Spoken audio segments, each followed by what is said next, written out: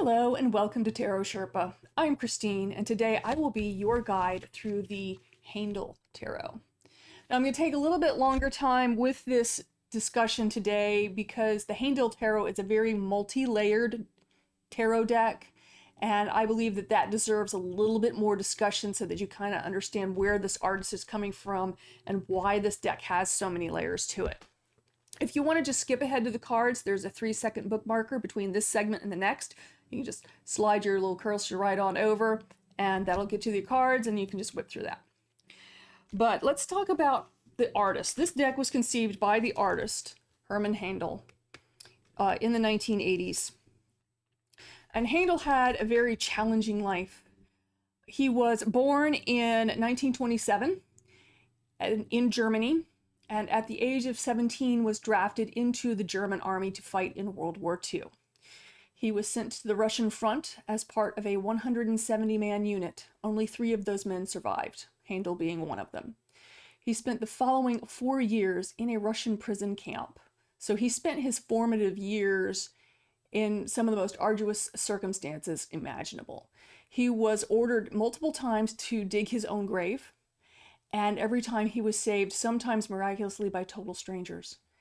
And so when he returned to Germany in 1950, he devoted his life to art, to metaphysics, and to world spirituality as a way to heal the wounds that he'd experienced during the war, and trying to repatriate into a country that was also trying to recover itself. He went into theater, doing set design, artwork for the theater, and he actually worked in theater for 30 years. In the year 1970, he painted this picture called The Eye. And it changed how he looked at art. He had been working in modern surrealism and abstractionist art, kind of in the same vein that Juan Miro and Pablo Picasso were working kind of earlier in the century with that abstractionism. And in 1980, he left the theater and decided to devote himself completely to working on a tarot deck. And for, it looks like from the research, for about 10 to 12 years, he worked on this tarot deck. And in the process of working on this tarot deck and the process of his life, he studied North American spiritualism through the Lakotas. He studied shamanism, ancient Egyptian religion and mythology, and the Vedas of Buddhism, and he's kind of brought all of that together into this deck, which is why there's so many layers of this deck. But if you just look at the cards, you'll miss a lot of the repeating layers that he's put into this. So when the tarot deck finally was taking shape and he was getting a publisher, he needed somebody to write the text for this book, for this deck. And he had asked specifically to find somebody who had Jewish heritage, because one of the things that he had struggled to overcome was how the Jews had been treated in World War II in his country. And he wanted to heal from that.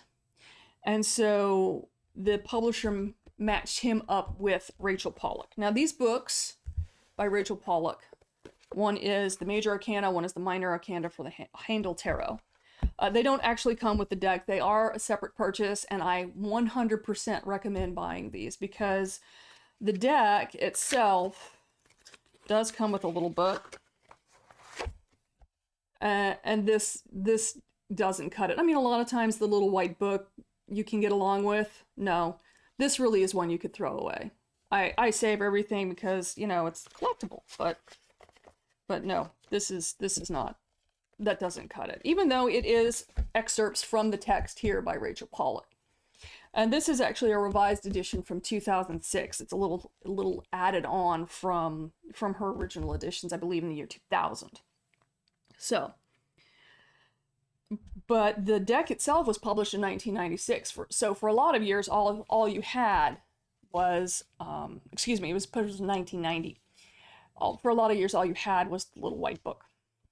So my personal history with this deck goes back to 1996, before Rachel Pollack had written her exemplary definitions for everything and described the process that Haindl had taken. And a friend of mine gave me a deck just like this. It wasn't this particular deck, for a graduation present from college. And he had given it to me, and he's like, oh, it's really cool. It's got a lot of world religion. You'd be interested in it. I'm like, oh, yeah, sounds fascinating. I was very new to tarot. I had only used a Rider-Waite-Smith deck, and I had only been using a friend's deck. I didn't even own my own deck at that point. So this was me as very new to the whole metaphysical genre of tarot. And I popped into this deck, and I was absolutely lost. I had no idea what was going on with all these characters, what it was supposed to mean. There was Native American stuff, there's Norse stuff, there's Holy Grail legends, there's I Ching, there's runes, there is a lot going on in this deck. So right now I'm going to say this is not a beginner deck. This is for somebody who's studied tarot, who's very comfortable with the Golden Dawn system, because this is more based on Crowley's work than on the Rider-Waite-Smith, Arthur Waite work. So you have to kind of get into your Crowley side of the Golden Dawn to be able to really start chewing on this. And I knew about Crowley and I knew about Waite, but I didn't know any of the details of their esoteric struggle that they were having. So I divested myself of this deck in an appropriate manner, the original, and I didn't touch tarot for another 20 years because I'm like, I don't get this stuff. And that's the main reason why I say don't give this to a beginner, because you'll be so overwhelmed. You'll be like, tarot? No, I can't do it. But I came back to it when I came back to tarot about 6-7 years ago, and I couldn't even remember the name. I just could remember, oh yeah, I remember kind of how some of the cards looked and what the subject was. And so I'm like, okay, well, let me get another deck. And when I found it, that's when I found the extra editions of, 500 pages together worth of information on how to understand this deck. Worth every word. Rachel Pollack is a fantastic author. She's also been the author of many, many other tarot books. One of them, as I consider a staple for every tarot library, is the 78 Degrees of Wisdom. And I've got a couple other of her books on the shelf that I'm going through as well. And she never fails to be fabulous in her points of view. Her perspective is just really, really very detailed and amazing. So now that I have given you all of the information, where I come from, where he's coming from, let's go ahead and look at the cards. And I'm gonna go through the deck very, very slowly so we can talk about the I Ching, we can talk about the runes, we can talk about all of the layers and details he's built into that, because it's really important to understand that in order to understand these cards. Okay, so let's go ahead and look at the cards. Let's begin with the Fool. So just a few quick highlights. So we're going to start with the Hebrew letter, which is Aleph in one corner, and then the rune. Now the runes that he is using are Teutonic runes. Most runes, like if you get a set of rune stones, this is going to be the Elder Futhark runes. So then now you can see them a little better. But this is just a set of rune stones that I work with. But so that's the Elder Futhark. This is a Teutonic later alphabet. And while most of the characters are the same, not all of them are. So if you're used to using runes and you're like, wait a minute, what the heck is that? That's why, because most of the ones that are used in divination that are popular in the United States today are the Elder Futhark. So Aleph, and then this is when, it could be also translated as Wunyo in the Elder Futhark, but it translates as joy. Now around each one of these cards is kind of a framed border here inside the painting, and that indicates the element of the card. So this is the element air. White is indicating air. And he's using white, blue, blue for water, white for air, red for fire, and then kind of a golden brown color for earth. So, Fool. So you notice that our Fool is silent here, and he's drawing on the idea that the jester could be a joker, or he could also be somebody who could criticize openly and speak the truth. So he's pointing to a wounded swan, and the swan is a symbol of humanity's fall from grace. And that's, the suffering that we experience kind of forges our individuality, and that his neck that's kind of twisting up towards heaven is representing divine ascent. So, and that's just like a little bit of the layers that we're going to be talking about today. I mean, there's so much going on, but you really have to look closely and pay attention. It's not going to be bright and bold and in your face like a lot of tarot cards are today. So that's the Fool. The Magician. So again, here's our Hebrew letter is Beth, which means house. And the rune is Pio, or cattle, which would kind of translate to Fehu in the Elder Furthark, but it's not quite written the same. You'd have to move your little staffs up a little bit there. It does, like Magician cards, have all of your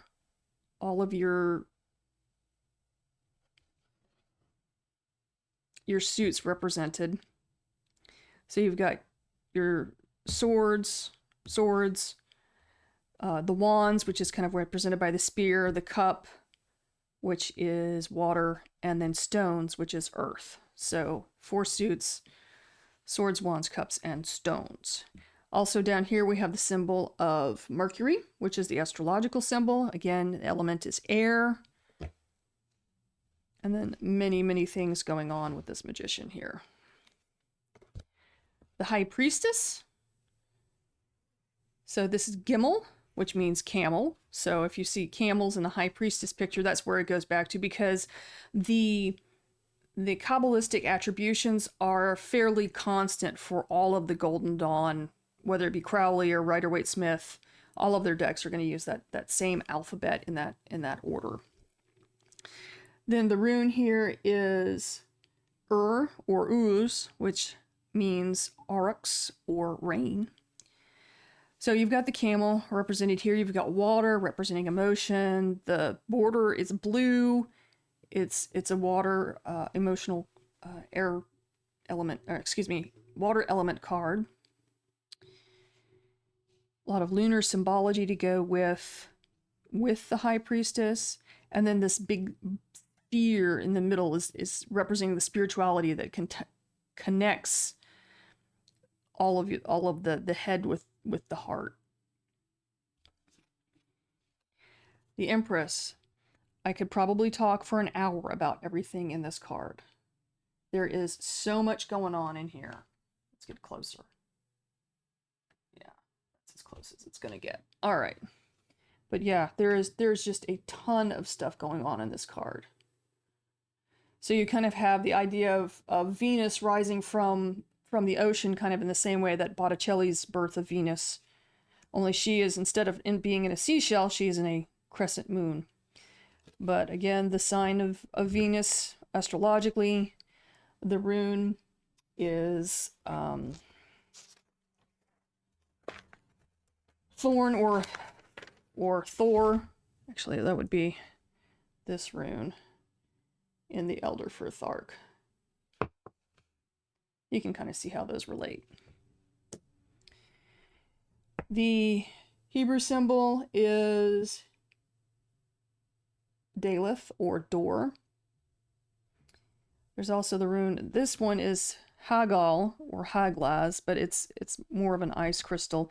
And in this definition, Haglaz kind of has some different connotations than it does in the Elder Furthark. So well worth reading about. Much going on in here. All right, and here we have the Emperor, which is Odin, as a young Odin, a young god here.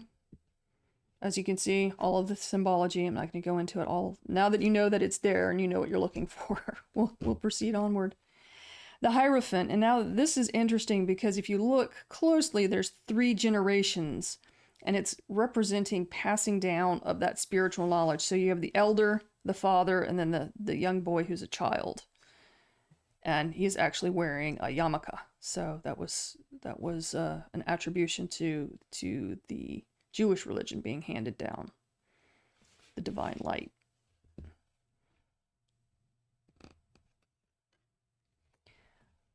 We have the Lovers. So you can kind of see a goat-type unicorn representing maleness, and then the rose over here represents femaleness, but then you have the man and the woman holding the grail together as a union of love.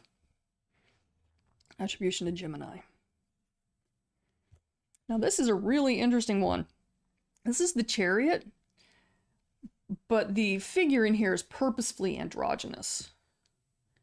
You kind of see whatever you want to see in that figure. If you need to see yourself, you see yourself. And this crazy monster thing represents all of the fears that have to be faced. And the carved stone represents man's mastery of nature. Nature is a really huge theme in this deck for Haindl. He saw ecology as a responsibility of humankind. So here we have strength. It's the woman wrestling the snake rather than a lion. Many layers going on there. The Hermit. I love this card.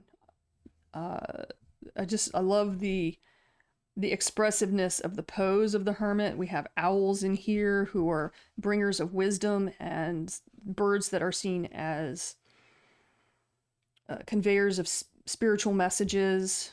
And then there's all kinds of like little trolls and stuff going on in the background here.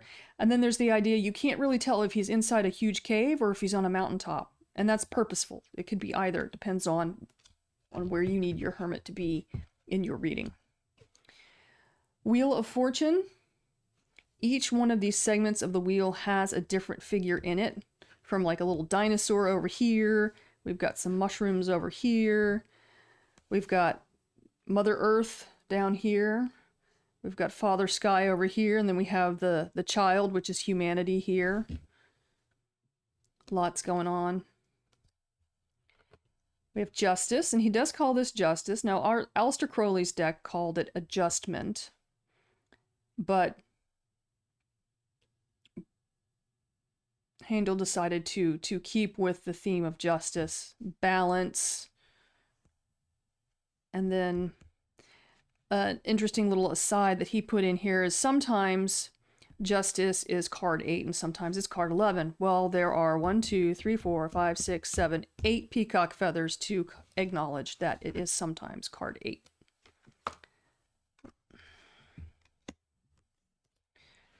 The Hanged Man. Again, we have Odin hanging from the world tree.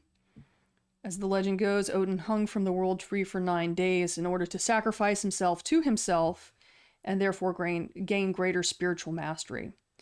At this point is when he also gave one of his eyes to have greater inner knowledge. He's put a rainbow, Haindl's put a rainbow in here, which actually matches the chakras of the human body as he's inverted. And that's just the beginning. You have to really read the book because it's just amazing how much he's put in all these cards. Here we have Death. Again, a peacock. And that's because of some of the spiritual significances of the peacock. And there's there's interesting things going on with the perspective of this card. You know, it's the arm, which should be smaller than the peacock, is in front of it, and it just lots of interesting forced perspectives there. Alchemy. This is Temperance in most decks, but he went with Alchemy, and you have the balancing of polar opposites. You've got the female and the male, you've got life and death, you've got masculine and feminine, you've got moon and sun, you know, spirituality. There's so much going on in this deck, in this card. The Devil. So he uses snakes to represent a lot of different things. Often it's transformation. Like if you look at the strength card, it represents mastering one's transformation. But here, the snake actually represents the kind of snake that can bite you, the poisonous, the evil.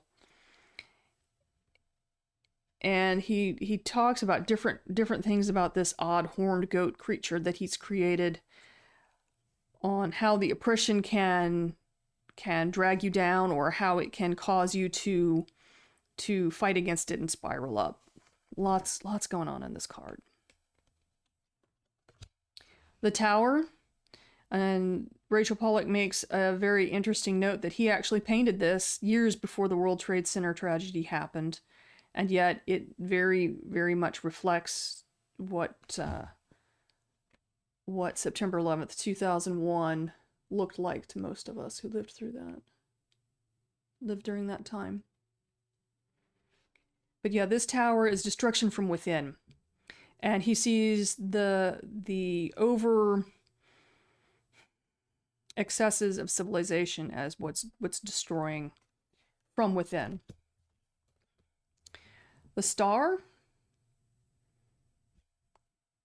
and this figure represents Mother Nature, Mother Nature being cleansed by the water. There's lots of symbologies going on with how many stars, the number of stars, how many points on the star. Yeah, lots going on there. The Moon.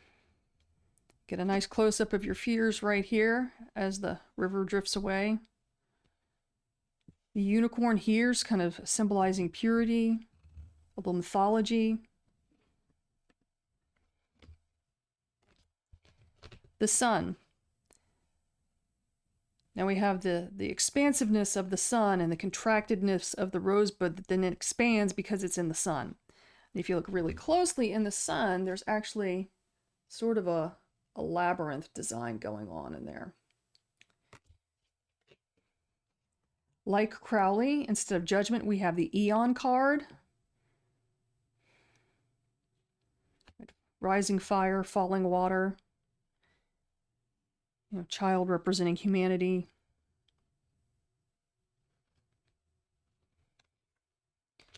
And finally, the universe, or the world.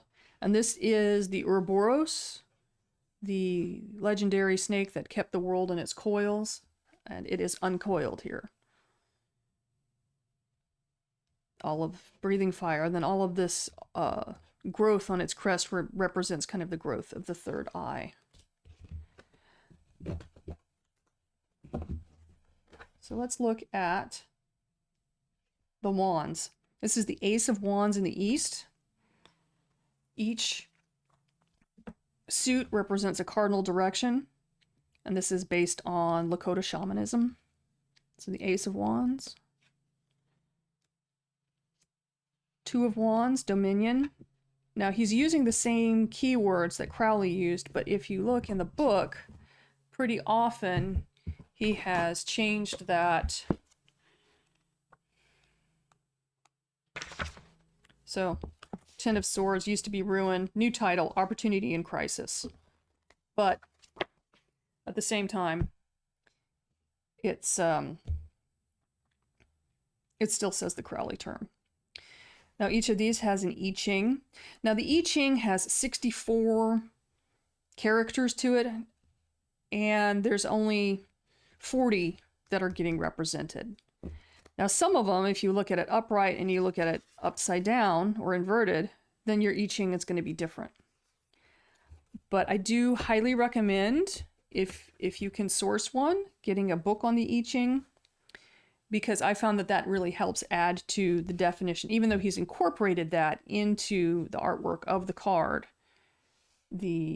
Having the let's see, upside down, right side up.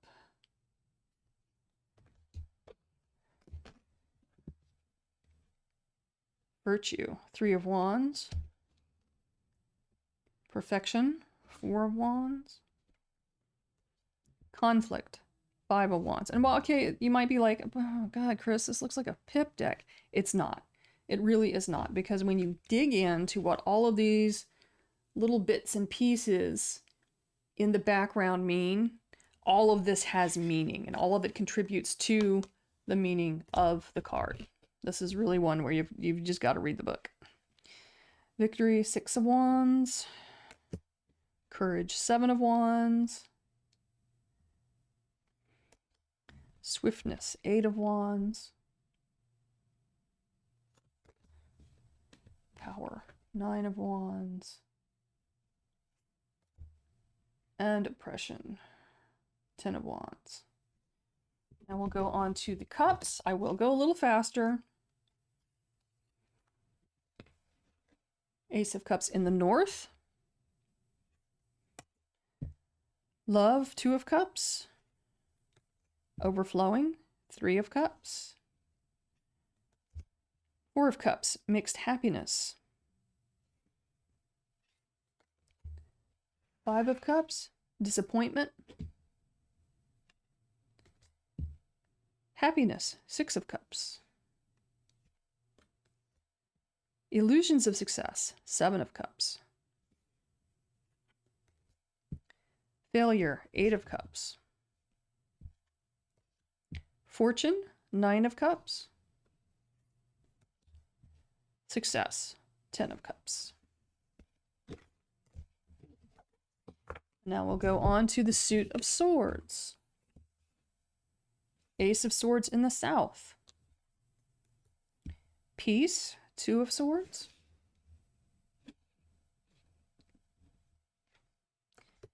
Mourning, 3 of Swords. 4 of Swords, truce. 5 of Swords, defeat. 6 of Swords, science.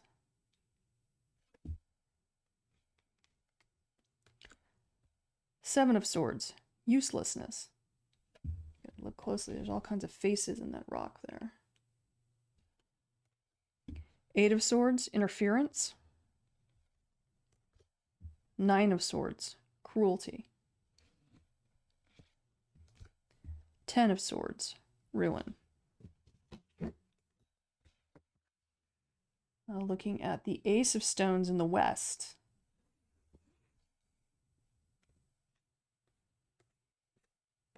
Harmony, 2 of Stones. Work, 3 of Stones. Power of Earth, 4 of Stones. Material difficulty, 5 of Stones.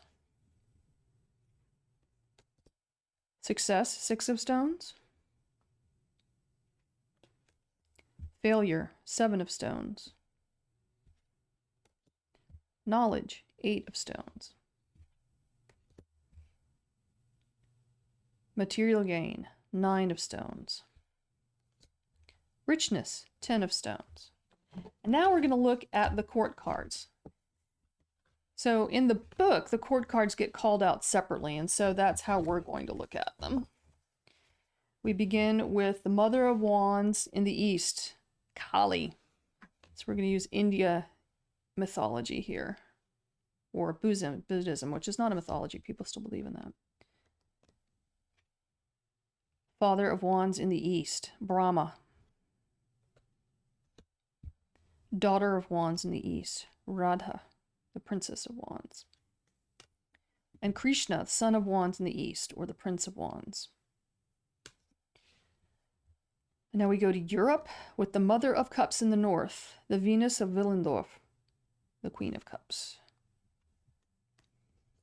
The Father of Cups in the north, Odin, King of Cups. Brigid of Ireland, Daughter of Cups in the north, Princess of Cups. And then Parsifal of the Grail legend, Son of Cups in the north, the Prince of Cups. And he kind of leans on Parsifal, or the legend of Parsifal, as kind of a Jesus figure a little bit for this deck. We go to Egypt. Mother of Swords in the south, the Queen of Swords, Nut, Goddess of Night. Father of Swords in the south, King of Swords, Ra.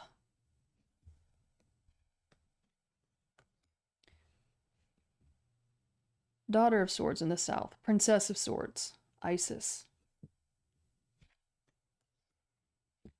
Son of Swords in the south, the Prince of Swords, Osiris.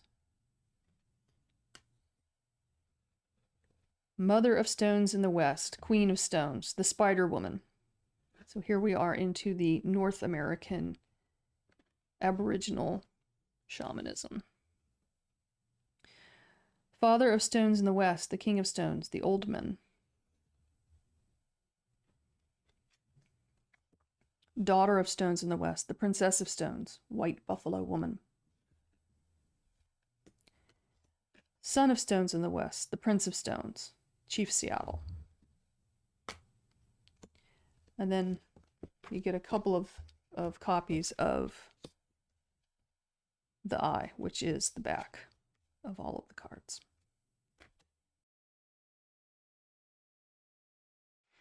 I hope you enjoyed our journey through the Haindl Tarot. Roses and thorns for this deck. I'm going to give it some thorns, and that's not the fault of the deck. It's because it is such a complicated deck. I don't recommend it for beginners. And if somebody's just like a casual tarot reader and they pick up cards every once in a while, bring them to a party, this is not a deck you're going to bring to a party. I find it very, very useful for self-reflection because it has so many different layers. You've got the I Ching, you've got the runes, you've got the Kabbalism, you've got the Hermetic Order of the Golden Dawn, you've got all of this stuff layered in there. And then there's all of this hidden picture puzzle type symbolism that's going on in the card, and you really have to study it and look at it. So if you want to nerd out on tarot, which obviously I do, then it's a great deck. But if you're not interested in nerding out and you don't want to break your brain over, trying to figure out all of the layers that are in the Fool card today, then, that might not be the deck for you. But that's why I do these videos, so people can make an educated choice. This is published by US Game Systems Incorporated. The publication date is 1990. There has not been another edition of these cards, although the books have a revised edition. This is the 2006 edition. Hermann Haindl has passed from this life as of 2013, but it's really beautiful to kind of see how his artistic legacy has lived on. And it's very, very, very beautiful and very deep. So roses, it's deep. Thorns, it's deep. Depends on what depth you're looking for. I will follow this up with a reading. I don't usually read for other people with this deck, so we'll kind of see how a for whoever reading goes. Could be really awesome. I think it probably will be. So I hope that you will join me in that video. If you liked this video, please hit like. If you like this type of content, please subscribe. And I thank you for watching. Bye for now.